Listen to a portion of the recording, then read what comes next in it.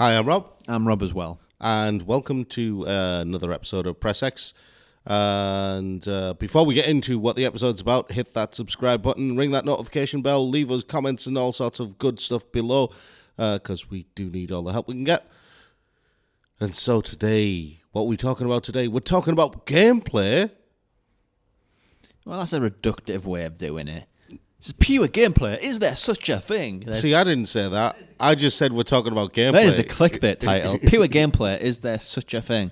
And the reason this is important, right? Well, not important so much. What we're basically asking is a game which is all about the gameplay. Can there still be a thing? Is there still a thing? Or what is that thing? I was about to say, how is gameplay not important to a game? Have you played a David Cage game? Oh! You don't play a David Cage game. Have you played a Hideo Kojima game? Hey! There we go. What's with the finger guns? Always a room and a place for finger guns when throwing shade on acclaimed movie. I said movie makers there. Acclaimed game makers. There we go. Have you played a Suda 51 game? Oh! I kind of stopped at Lollipop Chainsaw. Yeah. I was just concerned about where the direction he was heading in. He harded. He definitely harded. He burned out hard and fast. I killed him with a goof there. Oops. Right. Oh. But gameplay, because modern games, high-profile games seem to be just as much about telling like a cohesive story. And in telling a cohesive story, sometimes the gameplay may suffer. Say what I will about Death Stranding or Metal Gear Solid 5, Phantom Pain. I think the biggest problem with them was the gameplay loops. In the case of Metal Gear Solid 5, it was an open world which was empty. Really played really, really well, but, empty world. Yeah. Death Stranding, really well written for Hideo Kojima. I'm using quotation marks there because his scripts are bad. World, but the gameplay is kind of weird and clunky. Same with everything. Games are not so much defined by gameplay and what's in them, but by the systems and how you interact with the world. So really, this video, this Press X video this week, is all about games which not necessarily, they might have some story. They might have there's a big bad guy, go and get the big bad guy. But at the end of the day, they're all about gameplay, pure, honest, Yorkshire bred gameplay. Yorkshire bred. And just the Hovis advert came in my head right there, Rob. I couldn't help it. But yes, is there such a thing as a game which it is purely and exclusively about the gameplay? Yes. And I'm going to say this before you go into that. And I don't think it's entirely the domain of pure gameplay, ergo indie games. I don't think it's that cut and dry because a lot of indie games are very story driven too. No, I wasn't going to say anything like that. The lines in the sand aren't drawn that clearly. Can I just say, there are plenty of games out there that have just pure gameplay, right? They don't rely on any artifice, they don't rely on any story or anything like that. They are just pure games in the form where you sit down, you play it, you enjoy it, that's it, right? So games like We Love Katamari. Yeah, well, I didn't think you were going to go with that one immediately out of the gate, but it is pure gameplay. Yeah. I mean, it's a weird sort of gameplay, isn't it? But when I talk about pure gameplay, I feel it's more in the I can go on it for 10 minutes and it's done, it's finished, and I don't think you can really do that with Katamari because you got to sort of clear up this entire place. Yeah. And if you're a neat freak, it's a horrible game. Yeah, it's a horrible game if you're a neat freak. But I mean, the point I'm making when I say We Love Katamari is Katamari isn't an indie game, but if it was released now, it would be classed as an indie game. Kind of somewhere in between, isn't it? Well, no, it's just we didn't have the concept of indie games. It was just a game. It was just a small game. Yeah, for a long time we didn't have any concept of indie games. So other games, I mean, do you remember Loco Roco on the PSP? Yes. Okay, games like that these days would be classed as indie games, but when it came out, it wasn't an indie game. So, I mean, as far as indie game, that's the wrong term. As far as pure gameplay games go, I think the honest puzzle games to God is the most pure expression of a pure gameplay game is again a puzzle game. Yeah, there's nothing else to it. It's just solve some puzzles. Yeah, puzzle games are one of the are basically some of the purest forms of gameplay around, which is weirdly enough the reason why Professor Layton games sold so much. Never played one of those. That's exactly the reason why. It was just basically you go around different towns, talk to different characters, solve loads of puzzles. That's it. Yeah. Right. But by the same token, there are other forms of pure gameplay that aren't puzzles, but are some of the purest forms of gameplay you can have. And yes, you can play them for 10 minutes and put them down and walk away. Sports games. I don't know, 10 minutes and go away, but yeah. What, are you saying you wouldn't just pick up a FIFA game, play one match and then go? No, because that's not how my personality works. Okay. I've got to have 5 or 6. See, my personality does work like that. Yeah, that's fine. But again, the principle is the same. That's just my personal perspective. We're not looking at it from that perspective. We're looking at it from the perspective of pure gameplay. And they are. Sports games generally are pure gameplay. Ready to Rumble. We were talking about that on... Yeah, I goofed on a previous Press X and said it was Knockout Kings. I don't know where Knockout Kings come out with. Knockout Kings was the EA one. An EA sort of very poor-faced, this is a sport, goddammit, sort of approach. And I didn't even realise that you'd goofed. But it was Ready to Rumble. Ready to Rumble was like one of my most beloved sporting game memories. It's a fantastic game. Everything in the combat sports world when it comes to games is very much, we are a sport.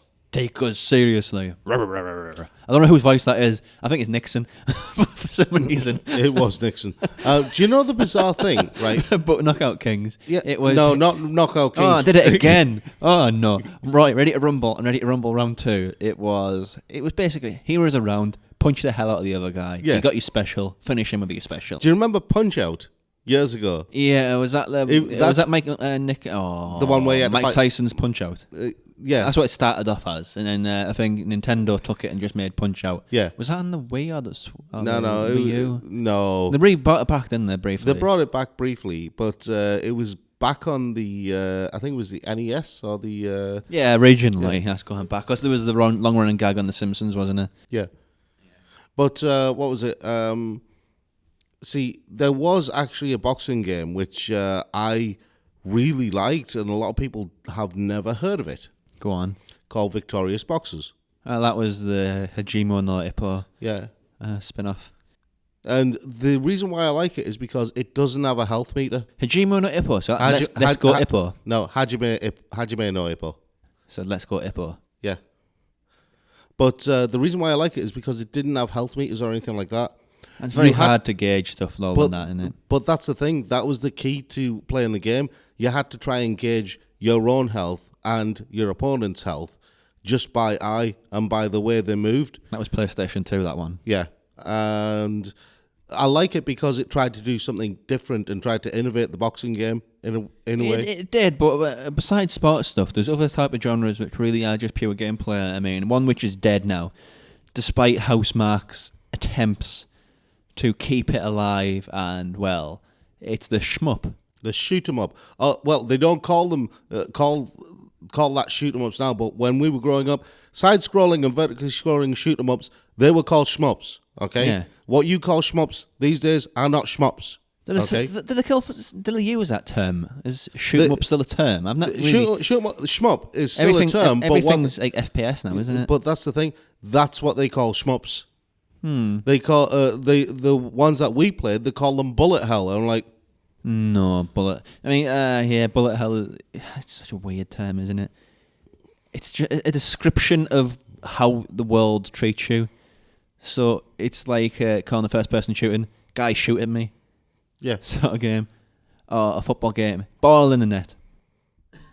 Football in the groin. It's describing something by. It's like I've always had such a issue with people calling rap music. It's like calling normal music singing. Well, it's so stupid. It's called hip hop. Call it hip hop. Goddamn it. The thing is, the way you describe things is, I always found it very much a glass half empty, glass half full scenario where we used to call them shoot 'em ups, which I is did, actually yeah. a very proactive term. Like R-Type and stuff like that. Where we even the original ones like Space Invaders and stuff like that. But where we used to call them shoot-em-ups, which is a very proactive term. Also, now they call R-Type. them yeah. R-Type is hard as balls. That sort of game is when it used in its old form. It was the hardest games. They were horrible. Yeah, they were. But now they call them bullet hell, which I think is bullet hell is a very negative term.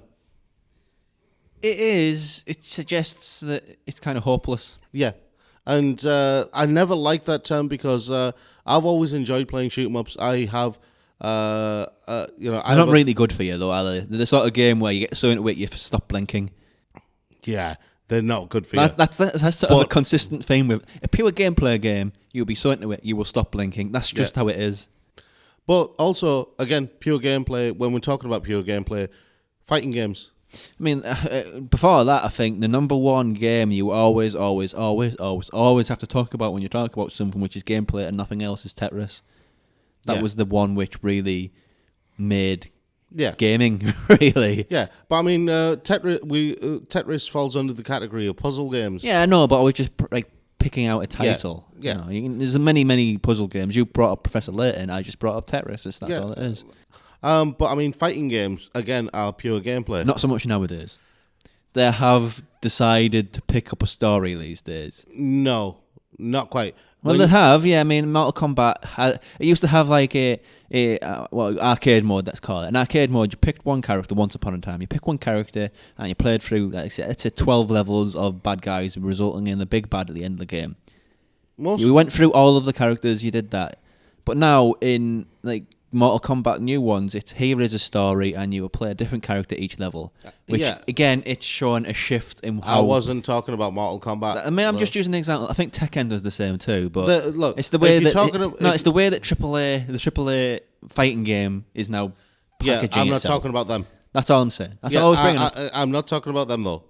What I'm talking about are the other fighting games, stuff like BlazBlue. BlazBlue is still super story heavy. No, they've got story. Story heavy, I'd go as far as saying. Well, they've got story, don't get me wrong, but it's not as intrusive as games like Dead or Alive or Tekken or Mortal honestly, Kombat. I think fighting games are a really controversial thing when you're talking about sort of pure gameplay, because there's very few of them which still are it.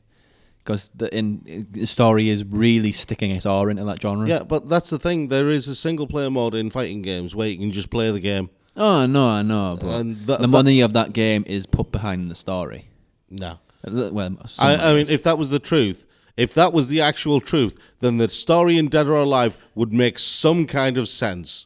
Well, somebody... No, it doesn't. The guy who wrote it, in his underpants, would have made a note of what everything means and what it says. And what he's trying to say about the world in his underpants. What kind of allegory is that? I don't know. Fill in the blanks yourself. Don't do that. This is Dead or Alive we're talking about. I'm just opening doors. It's up to people to walk through them themselves. Anyway, back to gameplay. Yeah. I mean, we covered a lot of different types of game. It's very hard, isn't it? Because games have become more and more cinematic. The older medium they've got. It seems like my generation is the perfectly... games seem to be entwined with my generation. So as I've got older, the games have seemed to mature.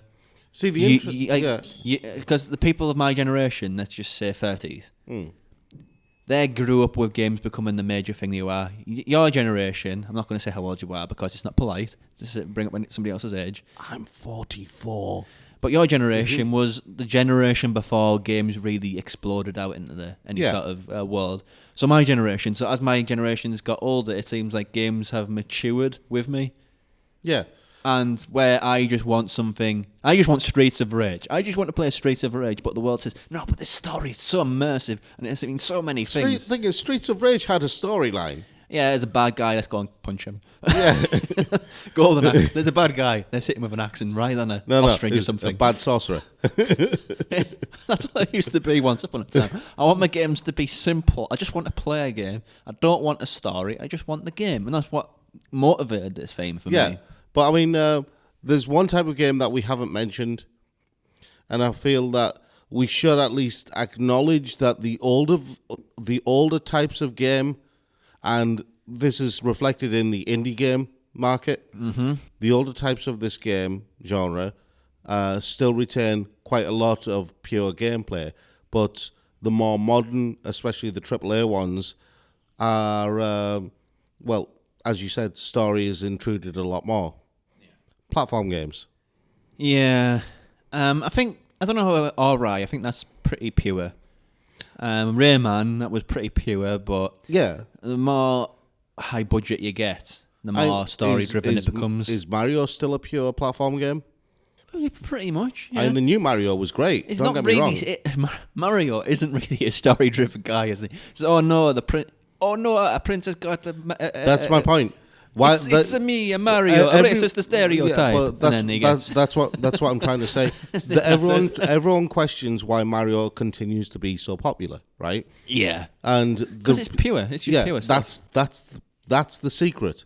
And if you want to replicate the success of a game franchise like Mario, that's what you need Mario to do. keeps Mario fresh as well, is it? And it's basically like the Chris Jericho video games. It's constantly reinventing itself. Yeah. I went with Chris Jericho there. I'm not using other touchstones, which I could have, because that'd be bad. Yeah. But, yeah, it's constant reinvention, constant pure gameplay. Yeah. And I think, genuinely speaking, as far as Nintendo goes, and they're good franchises anyway, I could bring up bad ones, but I'm not going to open that kind of worms, because this is the internet, and Nintendo fans have a taste for blood. Nintendo tend to be a lot more pure on the gameplay side of things. They do, and that's reflected in other games like Super Smash Brothers, Mario Kart. Yeah, other games like that. They tend to. What I like about Nintendo, okay, I wouldn't say I'm a fan of Nintendo, but what I like is their willingness to innovate. I'm Nintendo agnostic. Nintendo-gnostic. No, you're just getting yourself into a boat well ahead. Nintendo-gnostic. Yeah, there we go. But yeah, I really like Nintendo, but you have to take the good with the bad, I think. But yeah, the good of Nintendo is they are really flying the flag for games to just be games, and there's a place in the world for companies like that. Yeah, there should be more of them, frankly. Well, I think Nintendo are really leading by example of what they want games to be, and it's really sad that others aren't following them in their example. The great thing about Nintendo in terms of the pure gameplay aspect is that it's reflected in their hardware. Yeah. The simplicity of a console like the Switch, okay, granted there may have been similar designs and design principles to the Switch, but nobody implemented it in the same way that Nintendo did they? No. And so, from that perspective, Nintendo have basically changed the market. Yes. So, for me, if you look at the Wii is still one of the biggest selling consoles of all time. I think it's either first or second to PlayStation 2. It's in the top. But why? Because a lot of people I speak to, a lot of gamers who seem to feel that they're the gatekeepers of video games, but a lot of them seem to feel that the Nintendo Wii isn't a games console. And I'm like, yes, it is. Of course it is. Your mobile phone's a game console. Yeah. Well, maybe not console, but it's a games machine. Do you know why they don't consider it a games console? Because Granddad could play the Nintendo Wii. It's elitism. Yeah. Elitism doesn't make something what it isn't, See, I think the Nintendo Wii is an amazing console because it was so accessible. Yeah, I'm a big metal fan, but just because I think baby metal are trash, it doesn't make them not metal. They're still metal. Exactly. Whether I like it or not. Yeah. I think that's a good place to end. Yes. Thanks for watching. See you next time.